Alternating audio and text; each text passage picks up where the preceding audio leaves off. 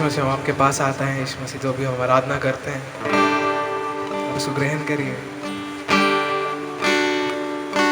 और इससे आपको दिल खुश होने पर ऐसी प्रार्थना करते हैं। हम कुछ और नहीं चाहते प्रभु, लेकिन आपकी खुशी और आप चाहते हैं।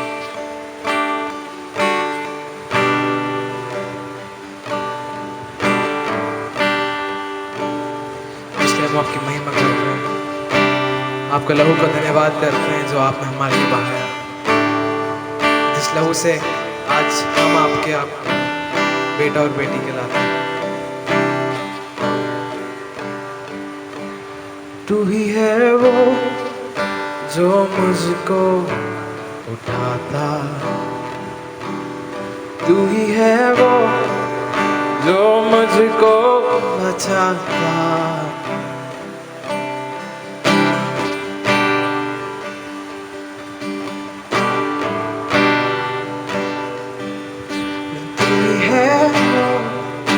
जो मुझको उठाता,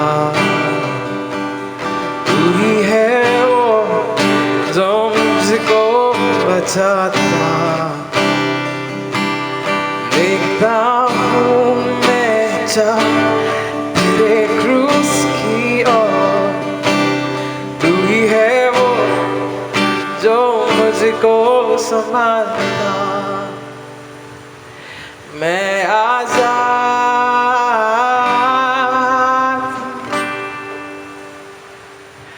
मैं आजाद तेरे लहू से हुआ हूँ। मैं आजाद हूँ, मैं आजाद तेरे लहू से हुआ हूँ। तू ही है वो जो मुझको चलाता, तू ही है वो जो मुझको संभालता, तू ही है वो जो मुझको चलाता, तू ही है वो जो मुझको संभालता। देखता हूँ मैं जा तेरे क्रूस की ओर, तू ही है वो जो मुझको दौड़ाता। मैं आजाद हूँ, मैं आजाद तेरे लहू से हुआ हूँ। मैं आजाद हूँ, मैं आजाद तेरे लहू से हुआ हूँ। यीशु मसीह भरोसा मेरा, तू ही सहारा है मेरा। मुश्किल समय में तू ही दिलासा, साथ रहेगा तू सदा। करना भलाई तेरी सदा रहेगी मुझ पर, तेरी विश्वास योग्यता देखूंगा मैं उन पर। मैं ना करूं मेरे मन की, पहुंचूं तेरी मर्जी को। मैं ना करूं मेरे मन की, पहुंचूं तेरी मर्जी को। तेरी हर ख्वाहिश को मैं अपनी आदत बना लूं, ऐसा मुझको बना, ऐसा मुझको बना, तेरी हर ख्वाहिश को मैं अपनी आदत बना दूं। ऐसा मुझको बना, ऐसा मुझको बना, मेरे अंदर तेरी आदतों को भर दे, मेरे अंदर तेरी चाहतों को भर दे, मेरे अंदर तेरी आदतों को भर दे, मेरे अंदर तेरी चाहतों को भर दे।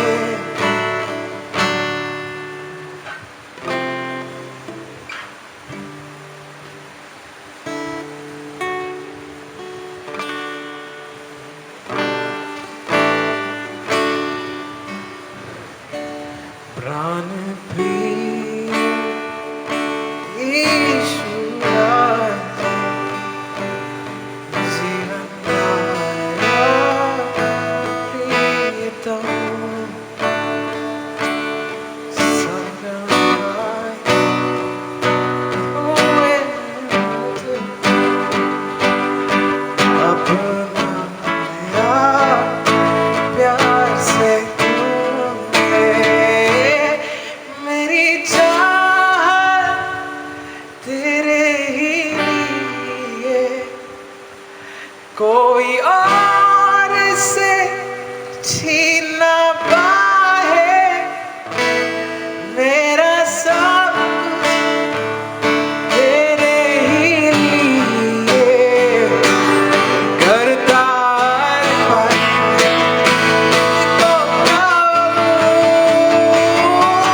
मेरी चाहत तेरे ही लिए, कोई और से छीन ना पाए,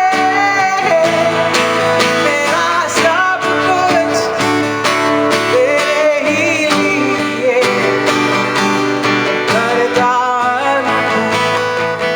खुद को प्रभु,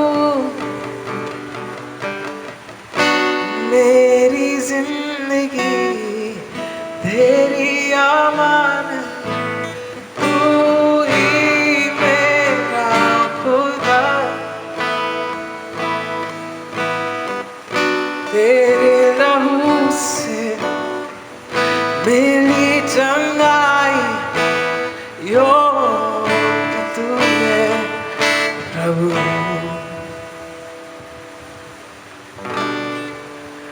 मेरी स्तुति को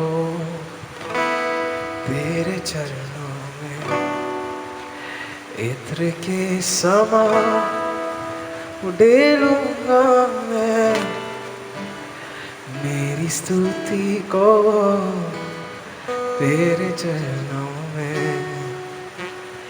इत्र के समान उड़ेलूंगा मैं। धन्यवाद देते हैं प्रभु। तो हम आगे वचन की ओर जाते हैं। प्रभु मुझसे बातचीत करिए और वचन से हमें सिखाइए। यीशु मसीह के नाम से मांगते हैं, आमीन। सो एक बार फिर से जय मसीह की सबको। प्रभु आप सबों को बहुत आशीषित करे। और एक बार फिर से चौथे पार्ट को आपके सामने मैं रखने जा रहा हूँ। न्याय मेरा जो टॉपिक है न्याय। और इस पर जो प्रभु ने चौथे पार्ट के बारे में जो प्रभु ने बताया कि किस प्रकार से यीशु मसीह अब जो दाम दिया है, यीशु मसीह ने स्वयं अपने आप को दिया है और स्वयं अपने आप को दिया है, तो वो उम्मीद रखते हैं कि एक दिन वो आकर के उनके कामों का हिसाब उनसे लिया जाएगा। और जो कुछ हमको सौंपा गया है, अब परमेश्वर ऐसे ही नष्ट नहीं करेगा दुनिया को, लेकिन धीरे धीरे करके परमेश्वर का क्रोध मनुष्य के ऊपर भड़कता है और उसमें धीरे धीरे करके कुछ लोग मरते हैं, लेकिन फिर भी परमेश्वर एक समय तक उनको बचाएंगे और एक समय में आकर के वो अपने लोगों को, और जो लोग उसके ऊपर बिलीव नहीं करते हैं, उनका वो हिसाब लेगा। मसीह यीशु ने आपके लिए और मेरे लिए क्यों दाम चुकाया? सबसे पहली चीज, वो पाप से आपको आजाद करने के लिए प्रभु ने दाम को चुकाया।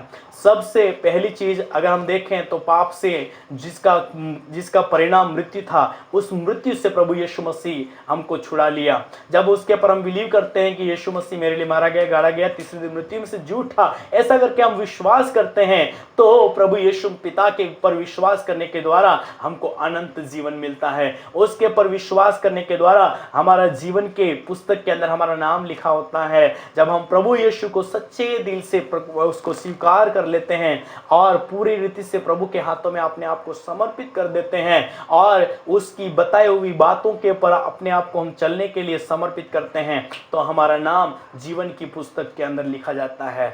और उसके बाद मैं आपको बताना चाहूँगा कि यीशु मसीह इस दुनिया के अंदर हमारे लिए प्राण इसलिए दिया कि हम उसके बेटे और बेटियां जो थी, जो पाप के अंदर थे और हमको पाप से छुड़ा करके पिता के साथ में फिर से मुलाकात करवा दे, उसके लिए प्रभु यीशु पिता ने दाम को दिया है। और ऐसा लिखा है गलातियों की पुस्तक उसका 4 अध्याय के 6वें पद को पढ़ते हैं तो कहते हैं, तुम जो पुत्र हो इसलिए परमेश्वर ने अपने पुत्र के आत्मा को जो है अब्बा है पिता कहकर पुकारता है तुम्हारे हृदय में भेजा है। और 7वें पद में कहता है, इसलिए तू अब दास नहीं परंतु पुत्र है, और जब पुत्र हुआ तो परमेश्वर के द्वारा वारिस भी हुआ। और बहुत सारी ऐसी आयतें आप पढ़ सकते हैं जो परमेश्वर पिता ने आपके लिए मेरे लिए कहा है ना।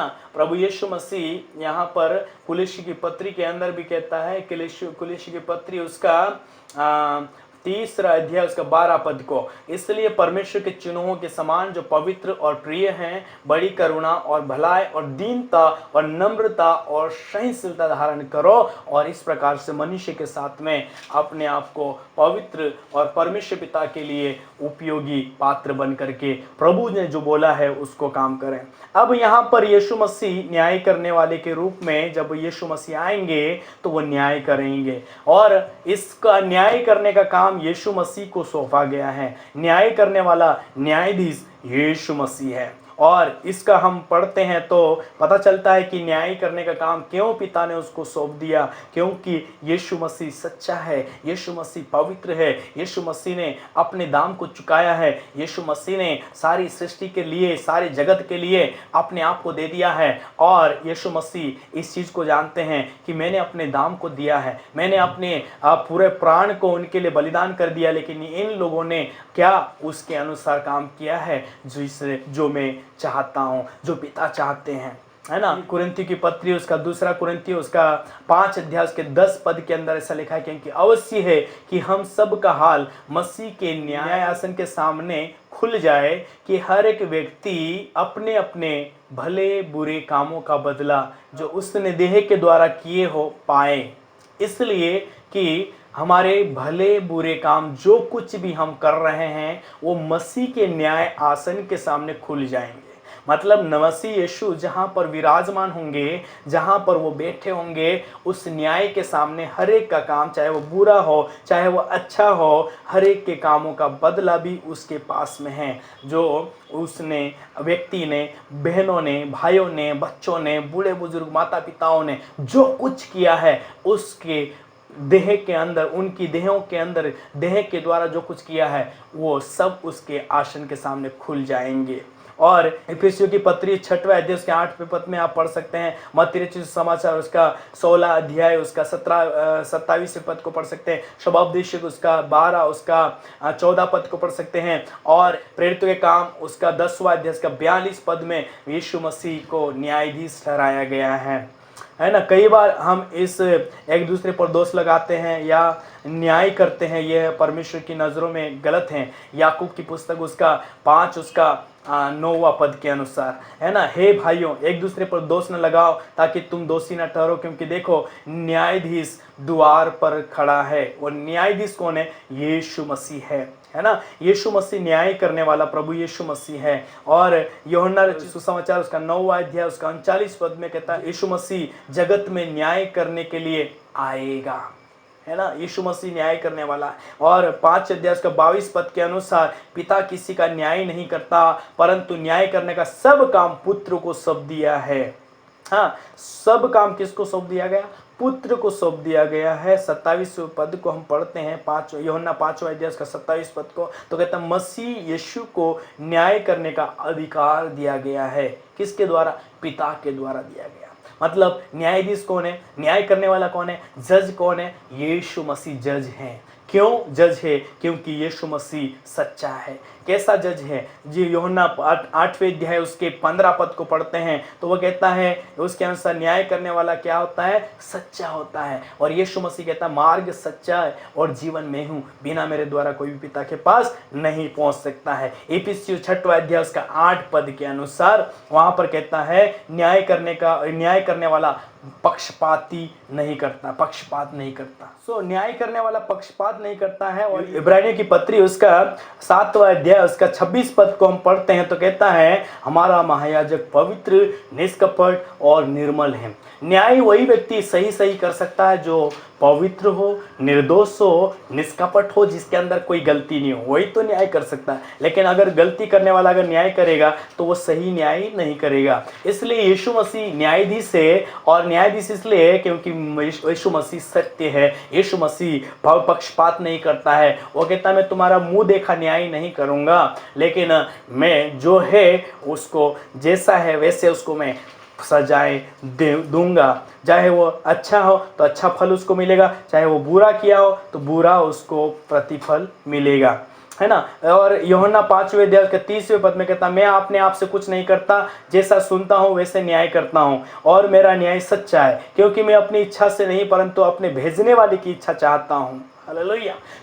यीशु मसीह जो न्याय करते हैं वो उसका न्याय कैसा है? सच्चा है। और वो सच्चा न्याय करते हैं, वो पक्षपात नहीं करते। मुंह देखा न्याय करने वाला व्यक्ति परमेश्वर नहीं है ना। और हम लोग पढ़ सकते हैं, और यूहन्ना 12 अध्याय उसका 47 पद से 50 पद के अनुसार हमारा न्याय वचन के द्वारा दोषी ठहराए। हम लोग जो है वो वचन के द्वारा दोषी ठहराएंगे। और वचन कौन है? यीशु मसीह है। यीशु मसीह को न्याय करने का काम सौंपा गया है। और न्याय किन किन बातों का किया जाएगा? सबसे अच्छी बात है न्याय किन किन बातों का किया जाएगा। बहुत सारे लोग सोचते हैं न्याय हमारा कौन न्याय करेगा? जितना है खा लो पी लो, मौज मस्ती करो और अच्छे से पी लो खा लो, जितना हो सके कर लो मेरे भाइयों। लेकिन एक दिन आपका भी हाल मसीह यीशु के सामने खुल जाएगा। मसीह यीशु के सामने, न्यायासन के सामने आपका हाल खुल जाएगा। मेरे प्रियो, हमारे जीवन के अंदर हमको परमेश्वर पिता ने बहुत सारे ऐसे का अलग अलग हम लोगों को काम सौंपे हैं। उन कामों का न्याय परमेश्वर के आसन के सामने खुल जाएंगे। किन किन बातों का न्याय होगा वहां पर वचन के अंदर लिखा। कुरिन्थी की पत्री 2 कुरिन्थियों का 5वां अध्याय के 10 पद के अनुसार हर एक काम जो भले बुरे काम हैं हमारे, वो सब उन भले बुरे कामों का न्याय करेगा। परमेश्वर कामों का न्याय करेगा, क्योंकि अवश्य है कि हम सब का हाल मसीह के न्याय आसन के सामने खुल जाएंगे। हर व्यक्ति अपने अपने भले बुरे कामों का बदला जो उसने देह के द्वारा किए हैं पाएंगे। हाँ, हमने जो किया है, हमने जो अच्छा काम किया है उसका प्रतिफल हमको स्वर्ग में मिलेगा। हमने जो कुछ परमेश्वर के लिए दुख उठाया उसके बदले में प्रतिफल हमको स्वर्ग में मिलेगा, है ना। मत्ती रचित सुसमाचार के अनुसार उसका 16 अध्याय उसका 27 पद के अनुसार हर व्यक्ति अपने अपने कामों के अनुसार प्रतिफल पाएगा। वचन के अंदर लिखा है प्रतिफल को पाएगा। और आपके बहुत सारी कहावत, मतलब संसार के अंदर एक कहावत बहुत प्रचलित होती है, जैसी करनी वैसी भरनी। मतलब जो तू काम करेगा उसका प्रतिफल तुझे मिलेगा। और वचन के अंदर भी ऐसा लिखा, जैसा पेड़ वैसा फल। जो फल आपके अंदर अभी लगे हुए हैं उसका प्रतिफल आपको मिलेगा। अगर आप बुरा करते हैं, आप प्रभु के सामने एक दिन न्यायासन के सामने आप जाएंगे, उसका प्रतिफल उसके हिसाब से आपको देना पड़ेगा, है ना। परमेश्वर कामों का न्याय करेगा। दूसरी चीज, परमेश्वर हमारे निकम्मी बातों का न्याय करेगा। वो कहता है मत्ती रचित सुसमाचार का 12 अध्याय उसका 37 पद में कहता है, मैं तुमसे कहता हूं कि जो निकम्मी बातें मनुष्य करेंगे, न्याय के दिन हर एक को लेखा देंगे, हर एक का लेखा देंगे। गुप्त बातों का न्याय किया जाएगा। तीसरा, गुप्त बातों का न्याय करेगा प्रभु यीशु मसीह। और कहता है जिस दिन परमेश्वर तेरे सुसमाचार के अनुसार मसीह यीशु के द्वारा मनुष्य की गुप्त बातों का न्याय करेगा। रोमियो 2 अध्याय उसका 16 पद के अनुसार मनुष्य की मतियों का न्याय किया जाएगा। जो मनुष्य को मिला है, मनुष्य को जो कुछ मिला है उसको लेखा उनको देना पड़ेगा। सो जब तक प्रभु ना आए उस समय से पहले किसी बात का न्याय ना करो, वही तो अंधकार की छिपी बातें ज्योति में दिखाएगा और सभी की मतियों को प्रकट करेगा। तब परमेश्वर की और हर एक की प्रशंसा होगी। पहला कुरिन्थियों उसका 4 अध्याय उसके 15 पद के अंदर, और रोमियो 2 अध्याय उसका 16 और दानियल की पुस्तक उसका 7 अध्याय उसका 10 पद के अनुसार कहता है, संसार का कोई भी न्यायी जब न्याय करता है तो नियम के अनुसार न्याय करता है, ठीक उसी प्रकार प्रभु हमारा न्याय सुसमाचार के अनुसार करेगा। दानियल नबी ने कहा, अपनी पुस्तक में कहा है कि न्याय के विषय पुस्तक की खुली दी जाएगी। न्याय के अंदर जिनका नाम जीवन की पुस्तक के अंदर होगा वो स्वर्ग के अंदर होंगे, जिनका नाम जीवन की पुस्तक के अंदर नहीं है उनका नाम काट दिया जाएगा और हमेशा हमेशा उनको नरक के अंदर भेज दिया जाएगा। हालेलुया। तो परमेश्वर पिता ने हमारे कामों के आधार पर, आपको मैं बताना चाहता हूं, मत्ती रचित सुसमाचार उसका 25वें अध्याय को आप पढ़ोगे तो वहां पर काम किए हैं लोगों ने, और पर बहुत सारे प्रभु के दास इस वचन को बहुत पसंद करते हैं और मैं भी बहुत पसंद करता हूं, और ये स्वर्ग से रिलेटेड बात करते हैं, इसलिए मुझे अच्छा लगता है। और यहाँ पर प्रभु यीशु पिता कहते हैं, एक तरफ दाहिनी ओर एक झुंड होता है बकरियों का, उसको बकरी का दर्शाते हैं, दूसरे दाहिनी ओर भेड़ों को, जो मसीह लोग हैं और जो अन्य जाति के लोग हैं उनसे वो बातचीत करते हैं और कहते हैं, मेरे पिता के धन्य लोगों। जब आप 25वें अध्याय उसका 31 पद से लेकर के आप पढ़ते हैं उसको 46 पद तक, तो वहां पर एक झुंड का न्याय किया जा रहा है, 2 झुंड का न्याय किया जा रहा है, और एक झुंड वाले से कह रहे हैं, दाहिनी ओर वाले से कह रहे हैं, हे मेरे पिता के धन्य लोगों, आओ तुम उस राज्य के अधिकारी बन जाओ, क्योंकि मैं भूखा था तुमने मुझे खाना खिलाया, मैं प्यासा था तुमने मुझे पानी पिलाया, मैं नंगा था तुमने मुझे कपड़े पहनाया, मैं परदेशी था तुमने अपने घर में मुझे ठहराया, मैं बंदी गृह के अंदर था तुमने मुझे मिलने की मेरी शुद्धि लिया। इस प्रकार से जब उनसे कहते हैं तो ये लोग कहते हैं, प्रभु हमने कब तुझे भूखा देखा और खिलाया, क्या प्यासा देखा और पानी पिलाया, हमने कब तुझे परदेशी देखा और अपने घर में ठहराया, और नंगा देखा और कपड़े पहनाए, उसने हमने कब तुझे बीमार या बंदीगृह में देखा और तुझसे मिलने आए। तब राजा उन्हें उत्तर देगा, मैं तुमसे सच कहता हूं कि तुमने जो मेरे इन छोटों से छोटे भाइयों में से किसी एक के साथ किया वो मेरे साथ किया। तब वह बाईं ओर वालों से कहेगा, हे शापित लोगों, मेरे सामने से उस अनंत आग में चले जाओ जो शैतान और उसके दूतों के लिए तैयार की गई है, क्योंकि मैं भूखा था और तुमने मुझे खाने को नहीं दिया, मैं प्यासा था और तुमने मुझे पानी नहीं पिलाया, मैं परदेशी था और तुमने अपने घर में मुझे नहीं ठहराया। ऐसा प्रभु यीशु पिता उस झुंड से भी पूछ रहे हैं, मैं बंदीगृह के अंदर था तुम मेरी शुद्धि नहीं लिए, मैं बीमार था तुमने मुझे मिलने के लिए नहीं आए। तो अब ये लोग भी बोलते हैं, हे प्रभु हमने तुझे कब बीमार, कब भूखे, कब प्यासे, कब नंगे, कब परदेशी, कब आपको बंदीगृह के अंदर देखा। तो प्रभु उनसे ये कहता है कि जो तुमने इन छोटे लोगों के साथ में नहीं किया वो मेरे साथ में नहीं किया। मतलब हर दुखी व्यक्ति, हर परेशान लोगों, हर एक तकलीफ में पड़े हुए लोगों की सुधि रखना परमेश्वर पिता हमको सिखाते हैं। और आगे जब पढ़ते हैं तो तब प्रभु उनसे कहता है, 45 पद को और 46 पद को हम पढ़ते हैं, तब कहता है, तब वो उन्हें उत्तर देगा, मैं तुमसे सच कहता हूं कि तुमने जो इन छोटे से छोटों में से किसी एक के साथ नहीं किया वो मेरे साथ नहीं किया। और वे अनंत दंड भोगेंगे परंतु धर्मी अनंत जीवन में प्रवेश करेंगे। हाँ, जो लोग परमेश्वर की इच्छा के अनुसार, परमेश्वर जो भलाई करने के लिए काम को सौंपा है वो भले काम पवित्रता में रह करके नहीं करते हैं तो ऐसे लोगों को भी नरक के अंदर डाल दिया जाएगा। लेकिन जो लोग पवित्रता में रहकर भले भले काम करते हैं, दिन दुखी लोगों की शुद्धि रखते हैं, मदद करते हैं, सेवा करते हैं, ऐसे लोगों का उनके कामों के आधार पर उनका न्याय किया जाएगा और वो लोग स्वर्ग के अंदर अनंत जीवन में वास करेंगे।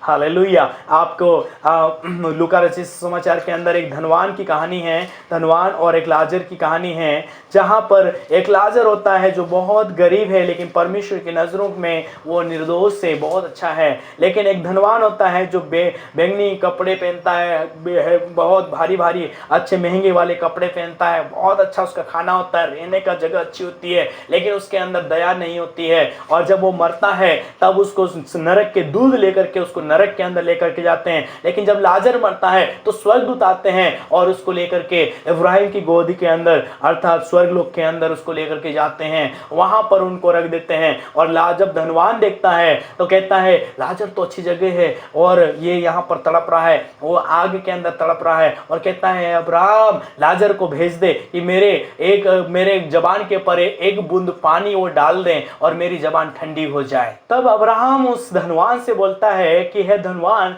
तूने अपने जीवन में यश कर लिया, तूने अपने जीवन के अंदर जो पृथ्वी के ऊपर जीवन तुझे मिला था उस जीवन के अंदर तूने जो जीवन जी लिया, अब तुझे वहां पर हमेशा हमेशा के लिए तड़पना पड़ेगा, क्योंकि हमारे और तुम्हारे बीच में खाई है, हम ना तो उधर आ सकते ना उधर वाला व्यक्ति इधर आ सकता है। इस प्रकार से अब्राहम उससे बातचीत करते हैं, तुमने जो अपने जीवन में यश किया, तूने जो अपने जीवन में रहते अपने जीवन में संसार में रहते हुए तूने अपनी मनमानी से जीवन जिया, मनमानी से खाया, मौज मस्ती में रहे और मस्ती का जीवन आपने जिया, अब तू हमेशा हमेशा वहां पर तड़प। लेकिन इस लाजर ने दुनिया के अंदर रहते हुए दुख उठाया, तकलीफ उठाया, पीड़ा उठाया, लेकिन ये व्यक्ति किसी प्रकार की बुराई नहीं किया। बुराई क्या थी मेरे प्रिय उस धनवान व्यक्ति की? क्योंकि उस धनवान व्यक्ति की बुराई ये थी कि वो कंगालों की शुद्धि नहीं रखता था, वो दिन दुखियों की सेवा नहीं करता था, वो भूखों को खाना नहीं खिलाता था। लाजर के विषय में लिखा है कि वो उसके मेज के पास में जाकर के इस आशा से बैठा रहता था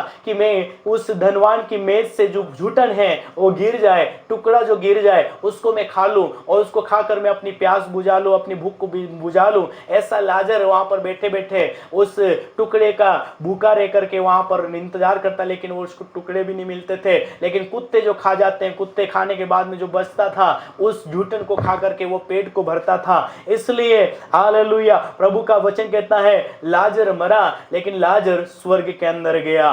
चाहे इस दुनिया के अंदर मैं कहना चाहूंगा, चाहे किसी भी परिस्थिति आपकी क्यों ना हो, अगर आपको एक टाइम खाना मिलता है, अगर आपको 2 टाइम खाना मिलता है, अगर आपको खाना नहीं मिलता है, अगर आपको अच्छे कपड़े नहीं मिलता है, लेकिन आप अगर पवित्रता का जीवन जी रहे हैं, अगर आप पवित्रता में रह करके एक दूसरों की भलाई कर रहे हैं, एक दूसरों की सहायता कर रहे हैं, एक दूसरों को ऊंचा उठा रहे हैं, एक दूसरों को मदद करते हैं, मेरे प्रियो आपके लिए स्वर्ग खुला हुआ है। क्योंकि वचन कहता है, मैं नहीं कहता हूं, लेकिन स्वर्ग के अंदर वही लोग होंगे जो उसके काम जो परमेश्वर पिता ने बताए हैं उसके अनुसार अगर हम काम करते हैं तो स्वर्ग के अंदर हमको अच्छी जगह मिलेगी। वहां पर वचन कहता है वहां पर रोना नहीं है, वहां पर दांतों का पिसना नहीं है, वहां पर भूख नहीं है, वहां पर क्लेश नहीं है, वहां पर हमारा वहां पर कई प्रकार की समस्या जो पृथ्वी के ऊपर हम झेलते हैं वो वहां पर नहीं है। लेकिन वहां तो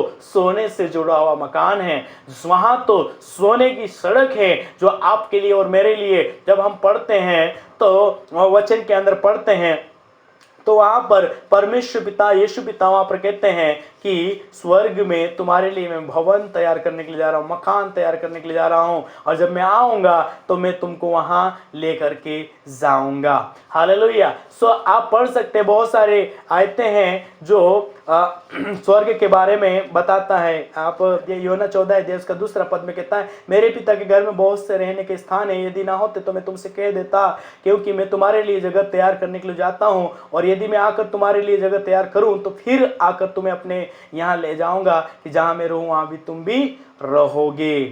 हालेलुया। पहला कुरिन्थियों की पत्री के अंदर भी आप पढ़ सकते हैं, वहां पर भी लिखा है कि हमारा दिनहीन देह जब गिराया जाएगा, पृथ्वी के पर डेरा जो शरीर का घर है वो गिरा दिया जाएगा, तो स्वर्ग में हमको घर मिलेगा, स्वर्ग में हमको एक जगह मिलेगी जहां पर हमेशा हमेशा का जीवन है। हालेलुया। परमेश्वर पिता के पर आशा लगाए रहें, उसके लिए उसके आगमन के लिए अपने आप को तैयार करें, और प्रभु यीशु पिता जब आएंगे तो उसके साथ हमको लेकर के जाएंगे, और जहां प्रभु है वहां पर हम भी रहेंगे, है ना।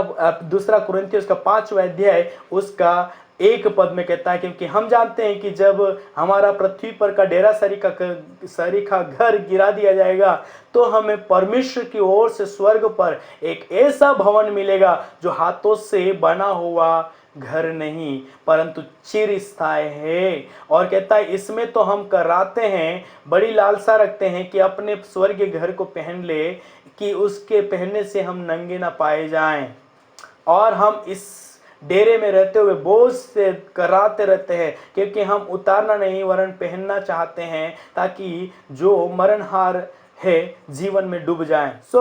परमेश्वर पिता के उस आगमन के लिए अपने आप को तैयार करें, और प्रभु यीशु पिता जब आएंगे तो उन लोगों को जो दुख में, चिंता में, परेशानी में हैं, लेकिन उनको लेकर के वो स्वर्ग में जाएंगे और वो चिरस्थायी मकान के अंदर उनको रखेगा। हालेलुया।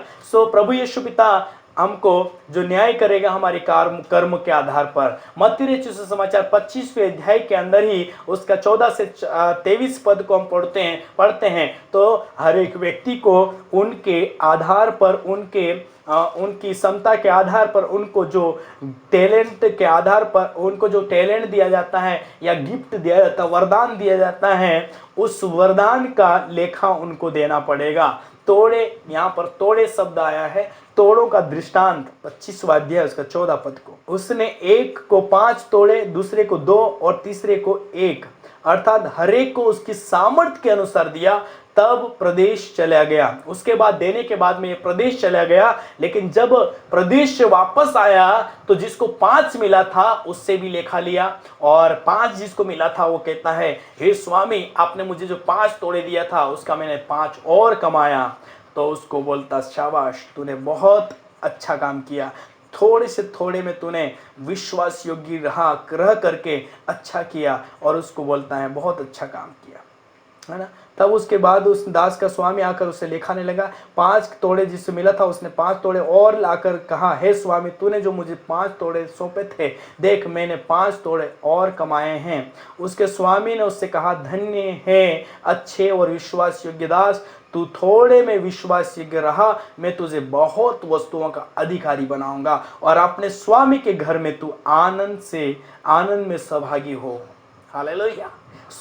ये आनंद या अपना घर और कोई नहीं लेकिन स्वर्ग की बात कर रहे हैं, और कहते हैं तू आनंद में प्रवेश करेगा, आनंद में सहभागी होगा, और मैं तुझे बहुत देशों के ऊपर या बहुत वस्तुओं के ऊपर अधिकारी बनाऊंगा।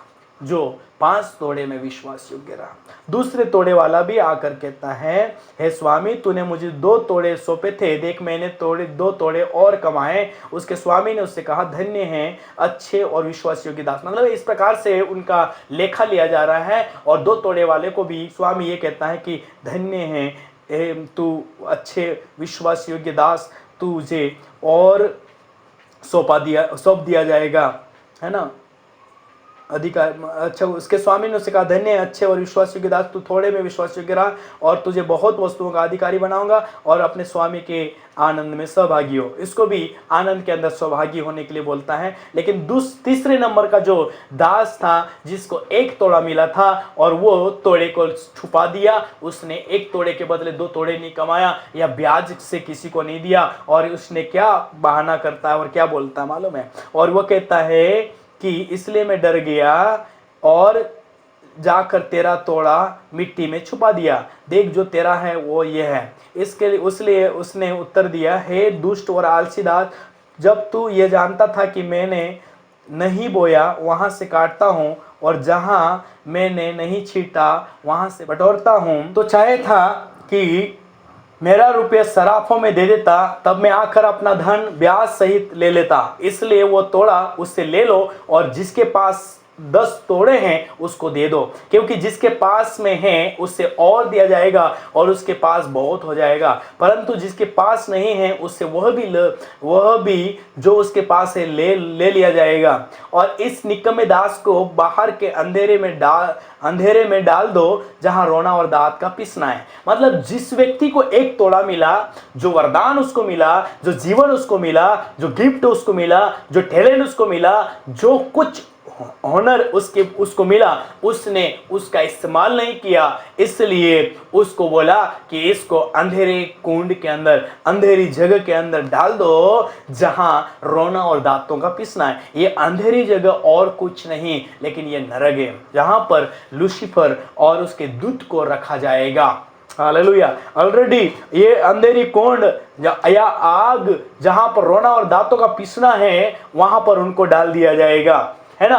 और उसी से रिलेटेड आप पढ़ सकते हैं मत्ती रचित समाचार, और उसी में 25वें अध्याय उसका 31 से 47 तक का जो वहां है, न्याय का दिन है, ऐसा करके न्याय का दिन है, और वहां पर भी आप पढ़ सकते हैं कि किस प्रकार से उनका न्याय किया जाता है ना। वहां पर मैंने आपको बताया कि किस प्रकार से धर्मी और अधर्मी दोनों का न्याय होता है, और परमेश्वर पिता की इबादत के लिए उन लोगों को वहां पर ले लिया जाता है जो उसकी इच्छा में होते हैं, है ना। परमेश्वर पिता हमको जो टैलेंट दिया है, गिफ्ट दिया है, पवित्र आत्मा के वरदान हमको मिले हैं, हमको जो कुछ मिला है, उसमें हमको परमेश्वर पिता के लिए फल लाना है, परमेश्वर पिता के लिए काम करना है, ताकि उसके आधार पर हमको स्वर्ग के अंदर प्रतिफल मिले। और मैं आपके सामने न्याय इन बातों का जब होगा तो जो अच्छे लोग हैं उनका क्या परिणाम होगा, और जो बुरे लोग हैं उसका क्या परिणाम होगा। जो दुख उठाकर सेवा कर रहे हैं, जो पवित्रता का जीवन जी रहे हैं, जो सच्चाई में रह करके खराई के साथ जीवन जी रहे हैं, भले उनको अच्छा मकान नहीं मिला, भले उनके पास में अच्छा खाने के लिए नहीं है, भले उनके पास में अच्छा पहनने के लिए नहीं है, भले उनके पास में कुछ नहीं है, लेकिन पवित्रता का जीवन जी रहे हैं, और जिनके पास में धन भी है, जिनके पास में रुपए पैसे भी है, जिनके पास में बंगले भी हैं, जिनके पास में गाड़ियां भी हैं, जिनके पास में सब कुछ है, और सब परमेश्वर की सेवा के लिए इस्तेमाल कर रहे हैं, ऐसे लोगों के लिए भी स्वर्ग खुला हुआ है। और वहां पर स्वर्ग के अंदर हर एक जो अपने जान को कुर्बान कर रहे हैं, अपनी जान को प्रभु के लिए कुर्बानी दे रहे हैं, और दुख उठा के सेवा कर रहे हैं, वहां पर मुकुट हैं, वहां पर सोने का मुकुट है, वहां पर जीवन का मुकुट है, वहां पर धर्म का मुकुट है, वहां पर महिमा का मुकुट है, आनंद का मुकुट है, न मुरझाने वाला मुकुट है ना। सारा ये मुकुट जो वहां पर रखे हुए हैं, वो मुकुट उन लोगों के लिए है। हालेलुया, है ना। तो इसलिए मेरे प्रिय, जो धर्मी लोग हैं, पवित्रता के अंदर जीवन जीते हैं, परमेश्वर पिता के साथ पवित्रता में चलते हैं, पवित्र आत्मा जो सौंपा गया है, भेजा गया है, पिता का आत्मा, यीशु पिता का आत्मा, उस आत्मा का रिस्पेक्ट करते हैं, उस आत्मा के अनुसार जीवन जीते हैं, उस आत्मा जो आत्मा बोलता है उसके अनुसार अपने आप को पवित्रता में रखते हैं, पवित्रता का जीवन जीते हैं, तो परमेश्वर पिता कहते हैं उनका प्रतिफल उनको मिलेगा। हालेलुया। सोने का जो मुकुट है, प्रकाशित वाक्य 4 अध्याय उसके 4 पद को आप पढ़ेंगे तो वहां कहते हैं नए जन्म के द्वारा जो राजपदधारी याजक का पद ठहरा है, उन्हें यह मुकुट प्राप्त होगा। और प्रकाशित वाक्य 2 अध्याय उसका 10 पद के अनुसार और याकूब 1:12 के अनुसार कहता है जीवन का मुकुट प्राण देने तक जो विश्वास योग्य हैं और जो परीक्षा के समय स्थिर रहेंगे, उन्हें यह मुकुट मिलेगा। हालेलुया। और तीसरा मुकुट जो है वो 2 तीमुथियुस 4 अध्याय का 7 से लेकर 8 पद तक जो पढ़ते हैं तो कहते हैं प्रभु के प्रकट होने को प्रिय जानने वाले इस मुकुट को प्राप्त करेंगे। कौन सा? धर्म का मुकुट।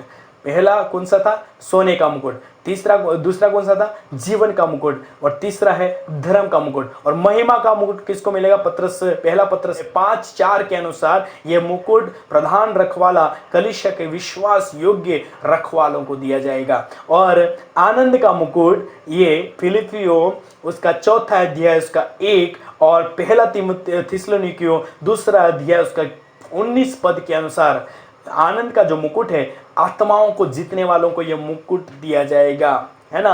और न मुरझाने वाला मुकुट पहला कुरिन्थियों 9 अध्याय उसका 25 पद के अनुसार यह मुकुट विजयी प्राप्त करने वालों को मिलेंगे। हालेलुया, है ना। विजयी जो प्राप्त करेंगे, ये जो आज संसार के अंदर बहुत सारे लोग दौड़ रहे हैं, लेकिन ये मुरझाने वाले मुकुट के लिए परिश्रम कर रहे हैं। पौलुस कहता है मुरझाने वाले मुकुट के लिए परिश्रम मत करो, लेकिन उस मुकुट के लिए परिश्रम करो जो कभी मुरझाएगा नहीं। हालेलुया।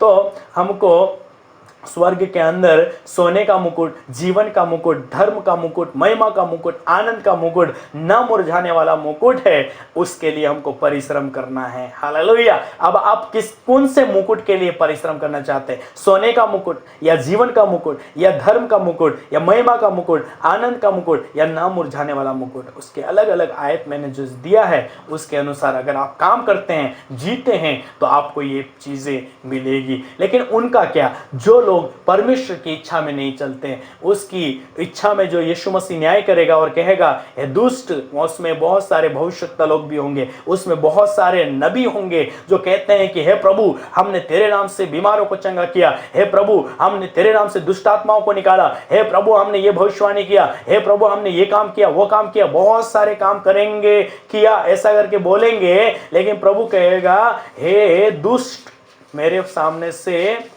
चला जा, क्योंकि मैं तुमको नहीं जानता। हालेलुया। मत्ती रचित सुसमाचार 7वां अध्याय उसका 21 पद को हम पढ़ें तो वहां पर कहेगा, जो मुझसे हे प्रभु कहता है, उनमें से हर एक स्वर्ग के राज्य में प्रवेश ना करेंगे, परंतु वही जो मेरे स्वर्ग पिता की इच्छा पर चलता है। उस दिन बहुत से लोग मुझसे कहेंगे हे प्रभु, क्या हमने तेरे नाम से भविष्यवाणी नहीं की, तेरे नाम से दुष्ट आत्माओं को नहीं निकाला और तेरे नाम से बहुत से आश्चर्य कर्म नहीं किया? तब मैं उनसे खुल कर कह दूंगा, मैं तुमको कभी नहीं जाना, हे कुकर्म करने वाले, मेरे पास से चले जाओ। हालेलुया। यहाँ पर उन बहुत सारे झूठे भविष्यवक्ता, बहुत सारे झूठे नबी, बहुत सारे झूठे प्रचारक, यहाँ पर बहुत सारे जो वचन को तोड़ मरोड़ कर गलत अर्थों को लगा करके लोगों को सिखाने वाले, अपने स्वार्थ के लिए सेवा करने वाले, ऐसे कई दास भी इस झुंड के अंदर सहभागी होंगे। और उनको प्रभु कहेगा इनको भी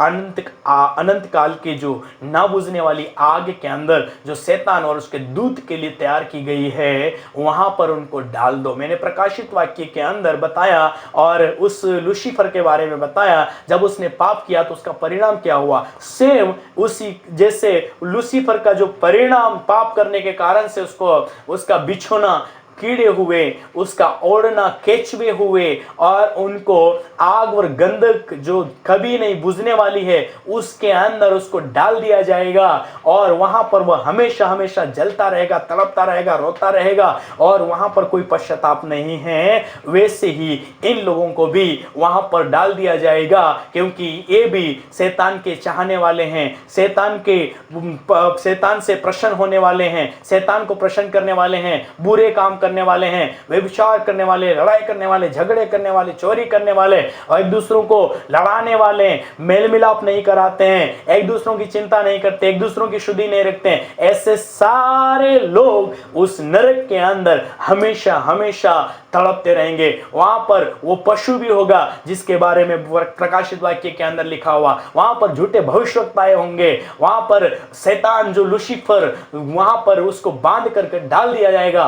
और उसके बाद यीशु मसीह राज्य करेगा और राजाओं के राजा की वहां पर ललकार होगी। प्रकाशित वाक्य 7वां अध्याय का 10 पद के अनुसार अनगिनत भीड़ अपने अपने उद्धार के लिए परमेश्वर के सिंहासन के सामने खजूर की डालियां लिए हुए जय जयकार करेंगे। हालेलुया। अपने अपने कामों में अपने उद्धार के लिए परमेश्वर पिता का, यीशु पिता का जय जयकार करेंगे और उस भीड़ को यीशु मसीह अनगिनत भीड़ को देख करके वह आनंदित हो जाएगा। हालेलुया। तो उसके लिए परमेश्वर पिता ने हमको बुलाया है, चुना है, अलग किया है, इसलिए उसके लिए हमको तैयार होना है, ना कि उस शैतान के भाग में या शैतान की जगह में जाने के लिए जहां नरक है, जहां उनका बिछोना कीड़े और उनका ओढ़ना केचुए हैं।